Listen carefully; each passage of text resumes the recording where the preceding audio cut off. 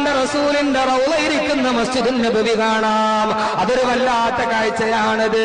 ദീപാലങ്കാരങ്ങളിൽ കുളിച്ചു നിൽക്കുന്നത് പോലെ, സ്വർണ്ണത്തിൽ വെട്ടിത്തിളങ്ങുന്നത് പോലെ 450 തൂണുകൾ നിലഞ്ഞു നിൽക്കുന്ന, ചലിച്ചുകൊണ്ടിരിക്കുന്ന ഇലക്ട്രിക് കുപ്പകളെ കൊണ്ട് നിറക്കപ്പെട്ട ഒരു വെള്ളക്കൊട്ടാരം പോലെ, മേഘപാളികളുടെ ഇടയിലൂടെ തെങ്ങി നീങ്ങുന്ന ഒരു വെള്ളക്കൊട്ടാരം പോലെ ലോകത്തിന്റെ രാജകുമാരന്റെ ഉറക്കറ കാണാം.